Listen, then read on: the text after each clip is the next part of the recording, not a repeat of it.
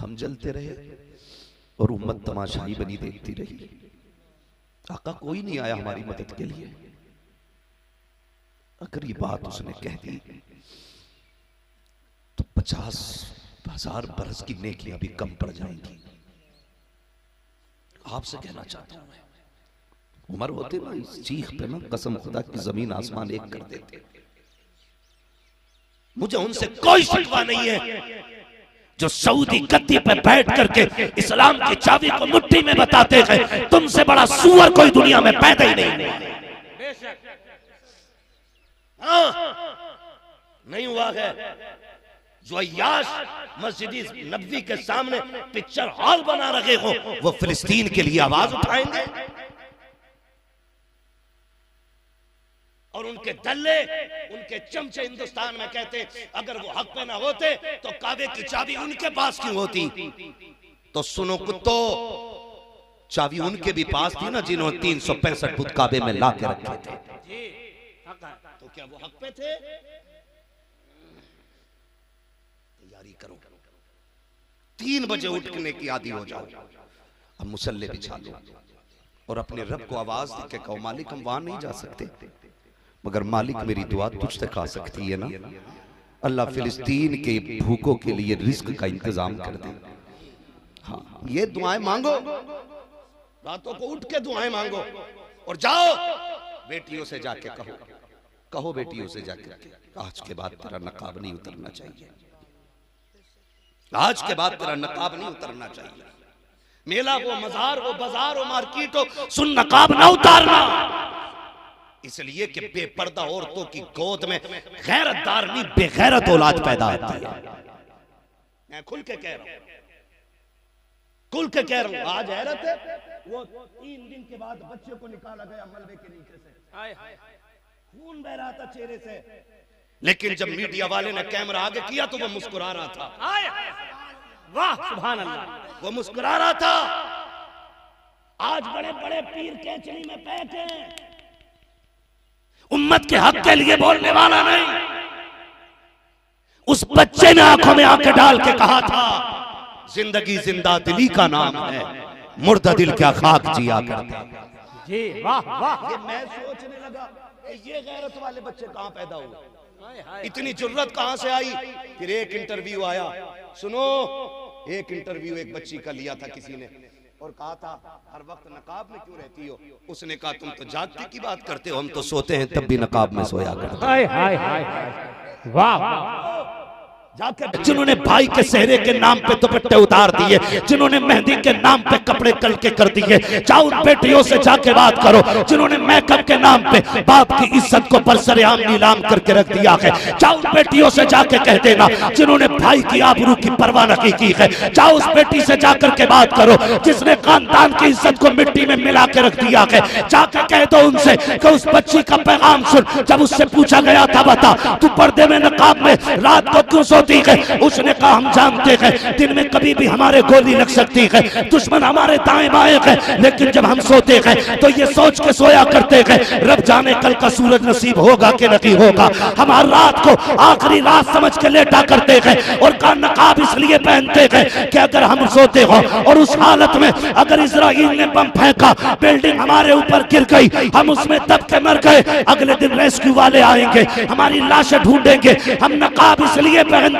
हैं कि मरने के बाद भी हमारे जिस्मों को कोई देखे तो बेपर्दा नहीं बल्कि कनीज़े फातिमा को पर्दे की सूरत में देखे। हाय हाय वाह वाह वाह वाह। नारे तकबीर, नारे रिसालत, मजहबे इस्लाम, वाह वाह जिंदाबाद जिंदाबाद वाह।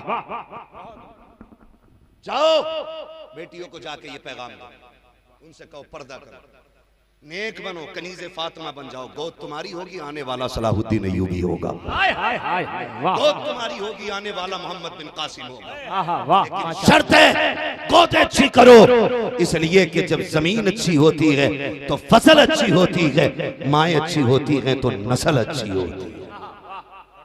जाओ जाके ये बेटियों को पैगाम दो।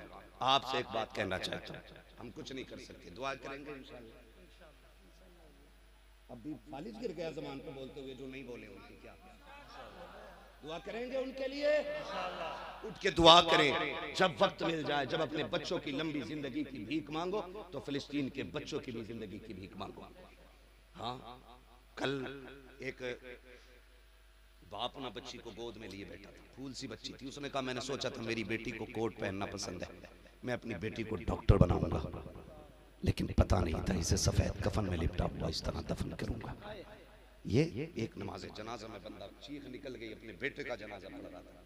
हम हैं कहाँ, हम इतना भी नहीं कर सकते। अगली बात जो आपको करना है, जो काम मैं आपसे कह दूं, खुदारा मान जाइएगा, कम से कम किसी तरीके से तो हुजूर के आशिकों में नाम आ जाना चाहिए। खाली टोपी, खाली दाढ़ियां और खाली कुर्ते पजामे बस नहीं है। अब ये बस नहीं है, अब आपकी जिम्मेदारियां बहुत हैं, बहुत हैं आपकी जिम्मेदारियां। एक काम करना है, जितने भी इजराइल के प्रोडक्ट हैं सारे बैन करो।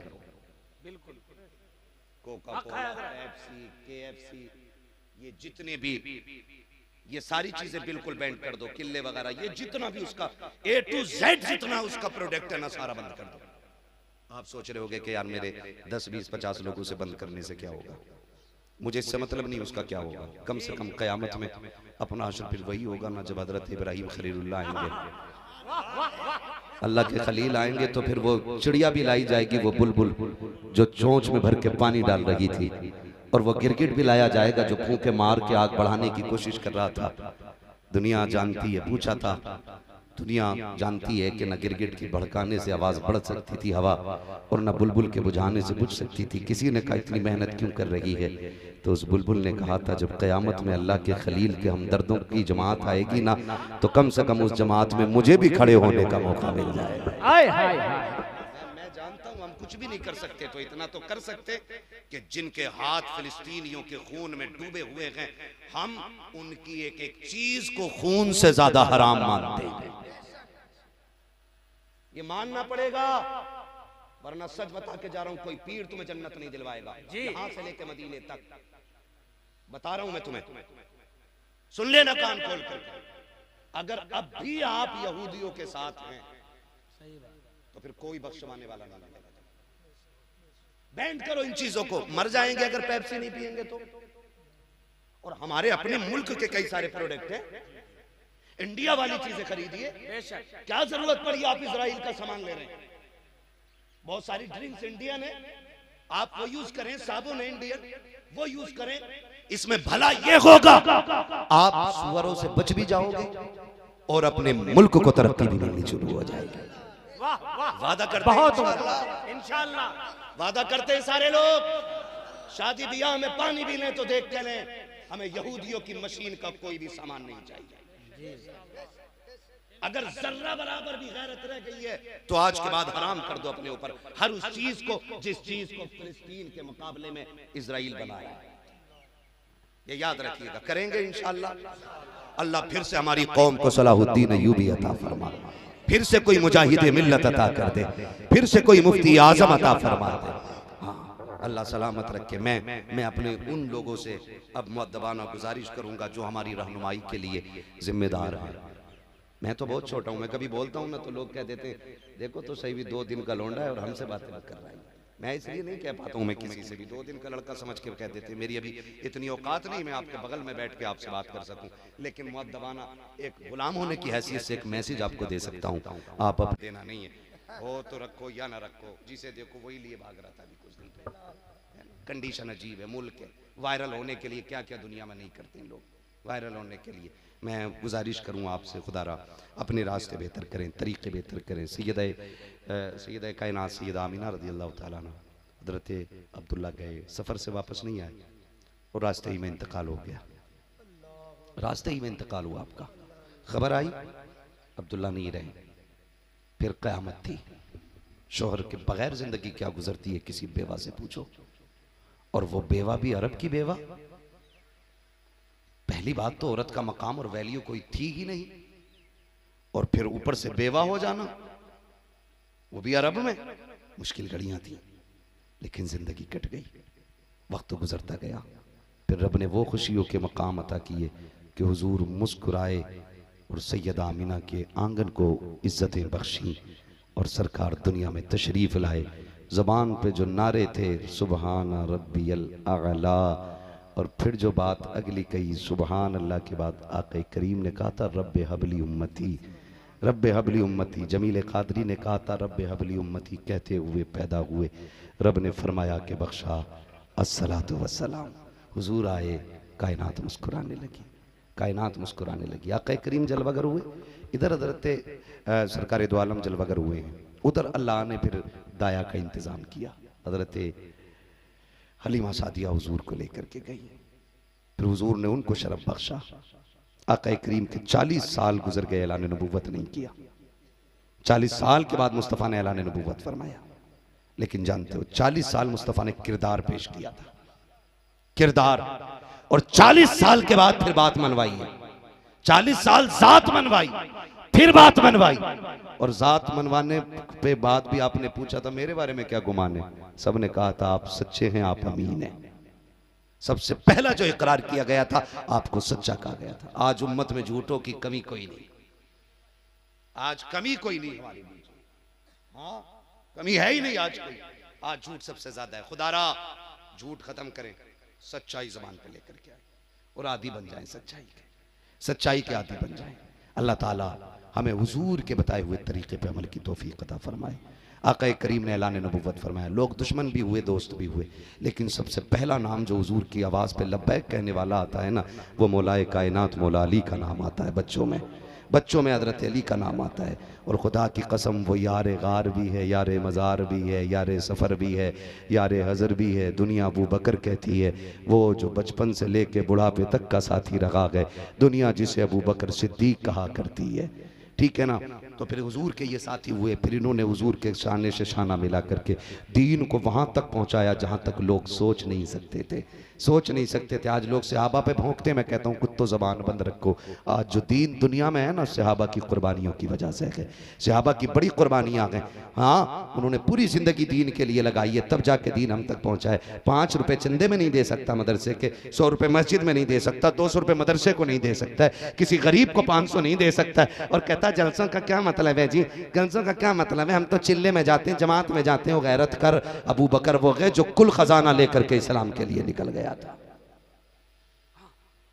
बस मेरे अजीज, फिर वो वक्त भी आया, हुजूर ने पर्दा फरमाया, और पर्दे के वक्त भी मेरे नबी ने कहा रब्बे हबली उम्मती, रब्बे हबली उम्मती। जानते हो हुजूर ने ना दुनिया में आए तब भी रब्बे हबली उम्मती, गए तब भी रब्बे हमली उम्मती। हुजूर ने जब जाने का ऐलान किया, सहाबा रोए, आका आप चले जाएंगे। मेरे हुजूर ने फरमाया रो क्यों रहे हो, हयाती खैरुल लकुम व ममाती खैरुल लकुम, मेरा आना भी तुम्हारे लिए बेहतर था, मेरा जाना भी तुम्हारे हक में रहेगा। ये मेरे हुजूर ने कह दिया था पहले। आका जाना कैसे बेहतर रहेगा, फरमाया जब मैं ज़मीन के ऊपर तुम्हारे साथ था ना, तो फिर मैं तुम्हारे लिए इसलाह करता था, मैं ज़मीन के अंदर जा रहा हूँ, मैं तुम्हारे लिए दुआएं करता रहूँगा। हाँ जी, ये हुजूर ने कह दिया, हुजूर ने कह दिया। अब उम्मत की जिम्मेदारी है कि हम अपने हालात बेहतर करें, हालात बेहतर करें, लुक़्मे हलाल खाएं, जब भी बोलें सच बोलें, बुजुर्गों के दामन से वाबस्ता रहें। इतना तो ज़रूर है, बुजुर्गों के मानने वाले गरीब होकर मर सकते हैं, लेकिन बदअकीदा होकर नहीं मरेंगे। ये बुजुर्गों का खुला फैज़ होता है, खुला फैज़ होता है। हाँ मुख्तार भाई हैं हमारे, एजाज भाई हैं, और हमारे क्या नाम है उनका, रजब अली, और भी कुछ नाम है, ठीक है ना, आफ्ताब साहब हैं, अनवार साहब हैं, ये सारे लोग हैं ना, ये यहाँ खिदमत में लगे रहते हैं और मस्त रहते हैं। मैं सोच रहा था, मैंने कहा एजाज भाई मुंबई में क्या करते हो, कहने लगे 8 साल तो कुछ भी नहीं किया, अब कुछ करना शुरू किया। मैंने कहा फिर, बोले 1 महीना काम किया, 1 महीने फिर यहाँ आ गया।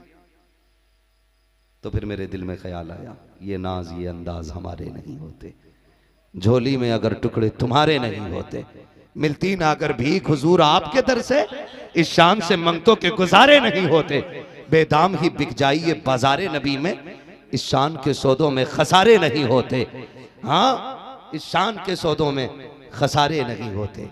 वो लोगों अपने आप को अल्लाह के वलियों से वाबस्ता करें, और अल्लाह फिलिस्तीन के मजलूमों के हाल पर रहम फरमाए, उन गरीबों की दाद रसी फरमाए। मालिक तेरे खजाने में कोई कमी नहीं है, मालिक मत आजमा हमें, हम तेरी आजमाइश के लायक नहीं। अल्लाह हम वो गुनाहगार हैं जो किसी लायक नहीं है। मेरे मालिक फिलिस्तीन के बच्चों पर रहम फरमा दे, वहाँ की बेटियों की आबरू की हिफाजत फरमा, वहाँ की माओं के आंचल की अल्लाह लाज रख ले। मेरे मालिक ये जो खड़े हैं तेरे फिलिस्तीन के लिए, तेरे बैत अक़दस के लिए खड़े हैं, अल्लाह उनकी ज़िंदगियों में बहारें अता फरमा। मालिक जो तेरे नेक बंदों को मिटाना चाहते हैं अल्लाह उनकी ज़िंदगी को नेस्त और नाबूद फरमा दे। तेरे ख़जाने में कोई कमी नहीं मालिक, बस अपने करम से ये फैसले फरमा दे। वरफ़अना लका ज़िक्रक, महबूब हमने आपके लिए आपके ज़िक्र को बुलंद किया है। कितना बुलंद किया, इतना बुलंद किया कि हश्र तक डालेंगे हम पैदाइश मौला की धूम। हाँ, हश्र तक डालेंगे हम पैदाइश मौला की धूम। दम में जब तक दम है जिक्र उनका गिराते सुनाते जाएंगे, मिसले फारस नजद के किले गिराते जाएंगे। हाँ जी, मैं आपसे गुजारिश करूंगा सारे नौजवान अहद कर लें, हमें अल्लाह रसूल को राजी करना है, करेंगे इंशाअल्लाह। जितने नौजवान बैठे अल्लाह तौफीक दे, वक्त मिले ना मिले कोशिश ये करें कि हम हर वक्त में अपने रब को सजदा करेंगे, हर वक्त में सजदा करेंगे, उसे रो के मनाएंगे, उसे आवाज़ देंगे। वो करीम है, वो कुरान में कहता है महबूब इनसे कह दो जब ये मुझे आवाज़ देते हैं तो मैं इनकी बातों को सुनता भी हूँ, इनके सवालों के जवाब भी देता हूँ, इनकी पुकारों के जवाब देता हूँ। ये रब ने वादा कर लिया है, ठीक है ना। अल्लाह सबकी सुनने वाला है, लेकिन हमें उससे मांगने का तरीका आना चाहिए, उसे राज़ी करना चाहिए। करेंगे इंशाअल्लाह, वादा करें इंशाअल्लाह। मेरी पूरी तकरीर फ़िलिस्तीन के मजलूमों के लिए दुआ करनी है और इजराइल के बदमाशों की जितने भी प्रोडक्ट हैं सबका बाइकाट करेंगे इंशाअल्लाह। खाएंगे पिएंगे तो नहीं इंशाअल्लाह। वो जो लिस्ट है ना पूरी अपने मोबाइल में सारे रखें, चीज खरीदने से पहले एक बार लिस्ट देख लें कहीं ये इस लिस्ट में तो नहीं है। और मैं तो कहता हूं अपने मुल्क की चीजें खरीदो ताकि हमारा हिंदुस्तान आगे बढ़े, हमारा मुल्क आगे बढ़े, हमारे मुल्क को फायदा होना चाहिए, हमारी मुल्क की बुनियादें मजबूत होनी चाहिए। हमें ये करना, यही करेंगे इंशाअल्लाह। बोलो इंशाअल्लाह। हाँ, उम्मीद करता हूं इस पे अमल किया जाएगा। अगली बात जो मैंने कही थी, बच्चियों से कहीं पर्दा करें, कनीज़े फातिमा ज़हरा बन जाए, शोहरों का अदब करें, बेटों से गुजारिश है बाप का एहतराम करें। जितनी फरमाइशें रह गई हैं, अगर इन्होंने मुझे दोबारा बुलाया और मैं फिर इंशाअल्लाह कभी आया तो बात यहीं से शुरू करूंगा जहां से छेड़ी है, जहां से छोड़ी है। हुजूर की विलादत से इंशाअल्लाह मैं मुकम्मल शुरू करूंगा।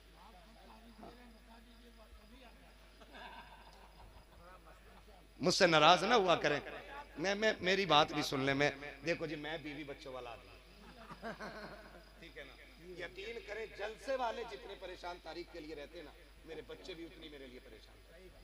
वो मुझसे पूछते हैं आपकी डेट कौन सी है घर आने की। हाँ, और औलाद औलाद होती है, औलाद औलाद होती है। मेरा बेटा भी 5 साल का है, वो चंद दिन पहले मेरे साथ खाना खा रहा था। तो अब देखिए बाप कुछ भी है, औलाद के लिए तो बाप है। उसने खाते खाते एक बड़ी अजीब बात कही। उसने कहने लगा अब्बू आप खीरे क्यों नहीं बेचने लगते? 5 साल का बेटा मेरा। बात अजीब थी। उसने कहा आप खीरे क्यों नहीं बेचते? इत्तेफाक से उस वक्त मैं खीरा काट रहा था बैठा, तो मैंने कहा क्यों, खीरे क्यों बेचूं? उसने कहा था अगर खीरे बेचोगे कम से कम रोज शाम को घर तो आ जाया करोगे। ये मेरा 5 साल का बेटा मुझसे कह रहा, मिंबर पे के बैठा हूँ, झूठ नहीं बोल रहा हूँ, झूठ बोलूं अल्लाह कभी जबान ना खुलने दे। उस बच्चे ने मुझसे कहा था, मेरे बेटे ने, कि अगर खीरे भी बेचोगे रोज कम से कम शाम को घर तो आ जाया करोगे। जब चले जाते हो ना तो फिर आते नहीं हो। तो मेरी भी थोड़ी मजबूरियां हैं। मैं सही बताऊं, पूरे मुल्क में मैं